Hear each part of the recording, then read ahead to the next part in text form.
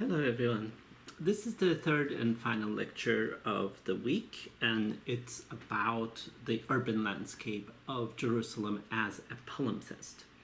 And I hope to highlight some of the important monuments in the city and make you a little more familiar with the urban landscape of the city. We're going to look at some of the plans, some of the architecture. During the late antique and Byzantine periods, due to the rise of the Christianity at the time, many important and holy structures and shrines were built, especially by Byzantine emperors. Roman and Byzantine emperors, let me say, to celebrate the Christian past. And so we're going to look at some of that as well. I'd like to pursue the idea of Jerusalem as a palimpsest here. So I will start reading a quote from one of our authors this week that we're reading, Verhoeven, his article, Jerusalem as Palimpsest, where he presents this idea of the city as a palimpsest in really very beautifully. In his study on Crusader Jerusalem, Adrian Boz remarks, in appearance, the old city of Jerusalem is still essentially a medieval city, with the exception of the Jewish quarter, which has been largely rebuilt since 1967. The city is very much as it appeared 900 years ago, and a visitor from the 12th century would probably not have too much trouble in finding his way about. Although Boaz refers more to the layout of the city than to the shape and function of the buildings from the Crusader period, he suggests at least that the latter has survived more or less intact. I'm not entirely sure if this is kind of really quite accurate, but at least it really points out to this kind of really vivid presence of historicity, vivid presence of history within the city today, unlike many of our cities. Buildings in the city constantly go through physical transformations. They are restored, radical changes. They're restored, constructed, but also meanings and functions change. Meaning and significance of the building changes with rebuilding projects, restoration projects, conservation projects, destruction, neglect, ruination, conservation, and so on. So this is a very powerful aspect of the city of Jerusalem itself. But let's start with this question of palimpsest for a moment. Ask the very vital question, so what is a palimpsest? Some of you may not be familiar with this concept at all, so let me just explain it very briefly. The idea comes from basically writers of ancient and medieval manuscripts written on parchment. And because parchment and paper and other writing materials were so valuable and rarely found, medieval authors often erased and scraped existing parchments and reused them by writing on them, on new texts on them. And of course, these erased writings are never completely erased, are never fully erased. They exist, and once there's a new writing on the page, it created some kind of a stratigraphy, some kind of a layered surface of writings. And with actually today's technologies, like X-ray technologies, library scientists are able to decipher almost all of the layers that you actually see on a palimpsest manuscript.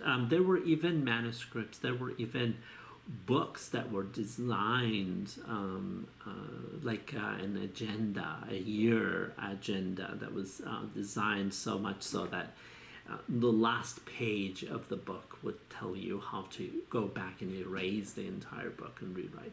So urban architecture, I'm going to suggest, is very similar to this this idea of the palimpsest. As the buildings are demolished, restored, renewed, or rebuilt, traces of earlier architectural interventions remain, like this example of an architectural palimpsest in downtown Toronto.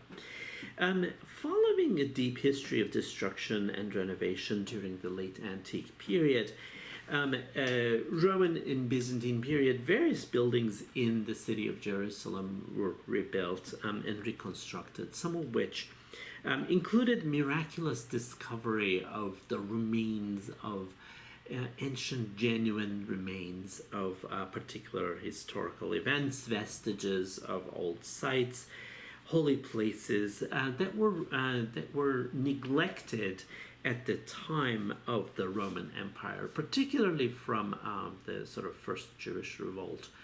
You want to think until Constantine, right? And so that's about 250, 300 years time period. That's actually very difficult.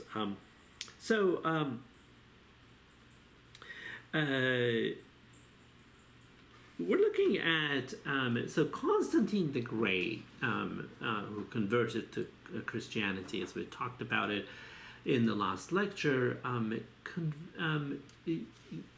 initiated the construction of several churches, several places in the landscape of Jerusalem, and was carried out a very effective program of the production and monumentalization of holy sites of Christianity in Jerusalem, and this was done particularly at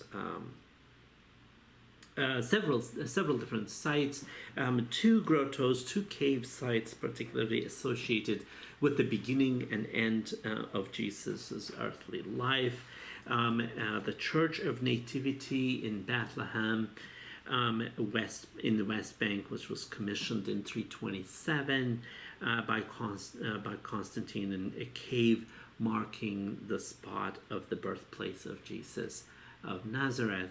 The second one was on Mount of Olives, and you can see here Constantine commemorated the ascension of Jesus Christ with the construction of the Church of the Disciples.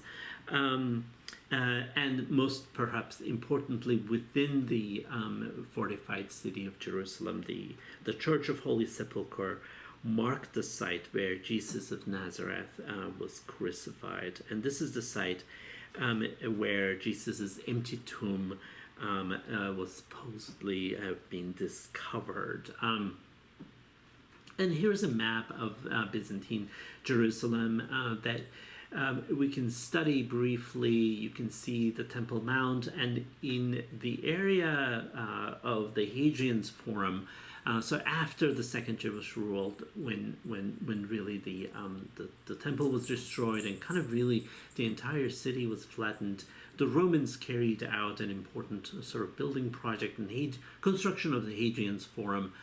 In a way, kind of really sealed all these kind of older sort of religious sites as well.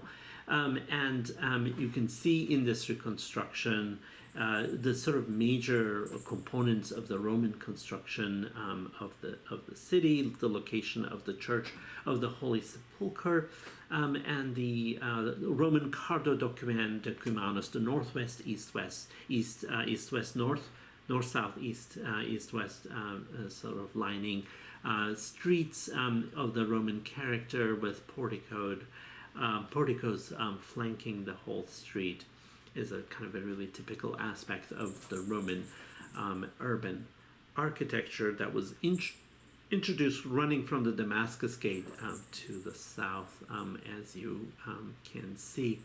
And another sort of really important religious site, the Oak where Abraham was believed to have was greeted by the Trinity.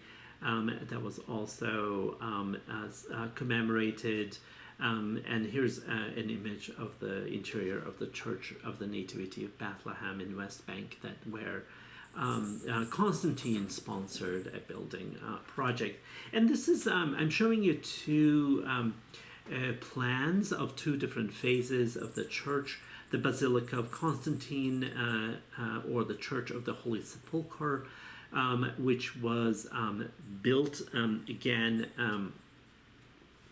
at the by Constantine and his mother Saint Helena on Mount Golgotha, at the site of Christ's crucifixion, and entombment and resurrection. And so the story really goes with how this kind of really flattened and neglected space during the time of the Roman emperors were really carefully studied and excavated, and kind of the tomb was Jesus's empty tomb was rediscovered, and so on. And so and that's precisely where the church was built.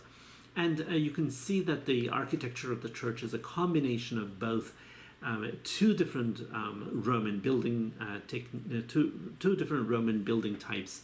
One, a martyrium that is a kind of a circular, more centralized plan at the apse side, and combined with a basilica, which is a much more longitudinal and columnar, with sort of different 5 different aisles. They're incorporated together, separated with a porticoed courtyard containing the Rock of Calvary. And so this historic site is then sort of rebuilt at the time of Constantine and sponsored with the aim of, again, commemorating and bringing up a holy spot in the history of Christianity. And in the bottom, you're actually seeing the reconstruction of the Church of the Holy Sepulchre after the 11th, 12th century, during the later periods in the Byzantine Empire. And here's a general overview of outside view how the Church of the Holy Sepulchre looks today after centuries of reconstruction and renovation. I would like to wrap up my lecture by talking about another monument, this time which is more important for the history of the early Islam in the Middle East and in Jerusalem. The spread of Islam is just really a very kind of interesting process that takes place between 622 to 750 of the Common Era. And of course, takeover of Syria and the Levantine coast is one of the first places of conquest for the Umayyad Caliphate. And so Jerusalem becomes a very important place for this conquest. So they're actually taking over a heavily urbanized zone of the Byzantine Empire and trying to attach themselves into this space.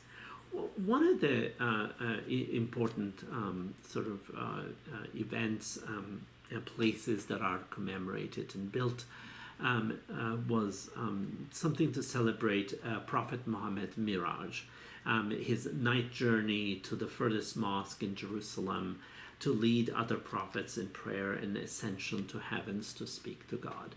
So this is a very important moment in the life story of the Prophet Muhammad, which is this episode is depicted in many later Islamic manuscripts, and I'm showing you an illustration from a 17th century Persian manuscript from Isfahan. And we see the veiled Prophet Muhammad. We don't see his face, but he's riding his steed Burak, is a human-headed sort of steed, and we see him surrounded with this kind of flame halo that is typical of his representations, and surrounded with angels against a turbulent night sky. And the place of ascension, the place of mirage in Jerusalem is celebrated by the early caliphs, particularly Abdul Malik, in 691-92. One of the early caliphs in the Umayyad dynasty, who completed the construction of this monument, the Dome of the Rock, in Jerusalem, to commemorate precisely the spot where Miraj is believed to have taken place. And so there is a rock outcrop, and this is also built right at the site of the second Jewish temple, the Holy of the Holies of the ancient Jewish temple on Temple Mount. And interestingly enough, the exact same spot, exact same rock is also variously identified as the site of Adam's burial, the site of Abraham's attempted sacrifice of his son, and that's also precisely the place where Muhammad went on his night journey, which makes this building even more fascinating because of its relevance to all three monotheistic religions. So the Dome of the Rock was built as an important one of the earliest Islamic shrines by the Umayyad Caliphate, and sponsored by with the order of the Umayyad Caliph Abdul Malik.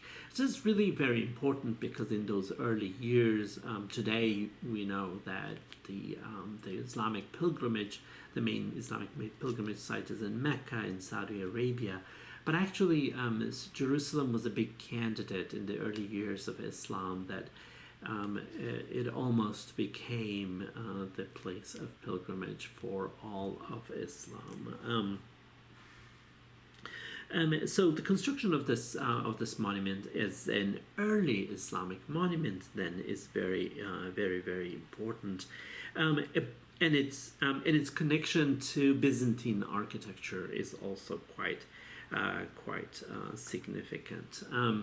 And so the exterior that you're seeing is actually mostly heavily redone by the Ottomans in the early modernity.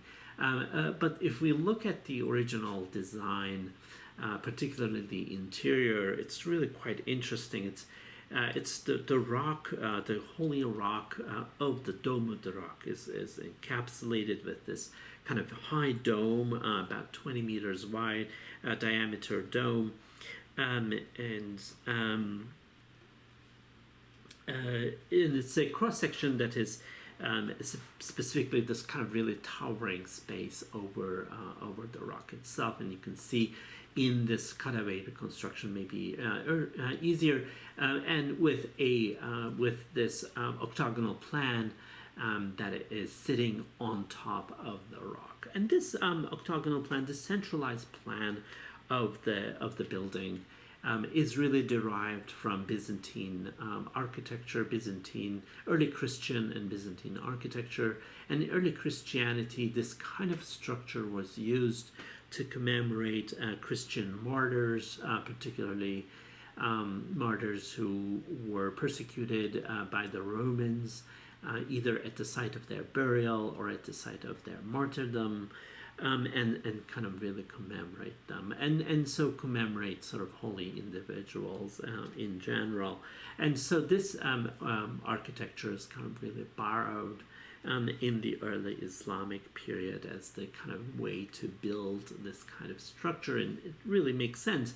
And also, if you look at the interior decorations, the mosaics, these kind of really stunning gold mosaics of the structure is also borrowed from it was most likely built and produced by Byzantine craftsmen, and you can see The mosaics, examples of the Domo de Rock mosaics with fantastic trees, plants, exotic celestial plants, fruits, jewels, maybe representations of heaven, jewel chalices, crowns, and cornucopias, a polychrome and mother of pearl mosaic, and this you can compare it as actually representations like this of Theodora, a Justinianic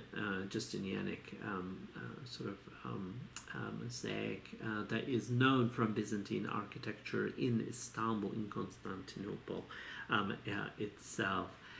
So I am going to wrap up my my third lecture here by pointing out how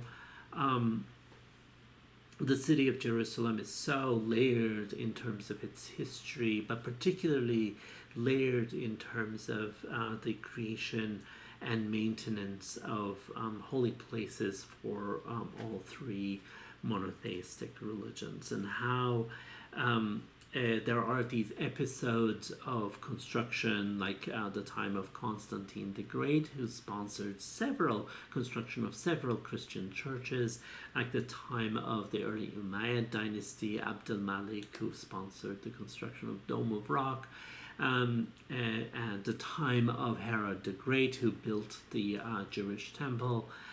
We have these really interesting episodes of construction and overlapping and using the same holy sacred spaces within the city. We rarely have such an example of an urban landscape that is so powerfully venerated and powerfully built over and celebrated as Jerusalem. Thank you.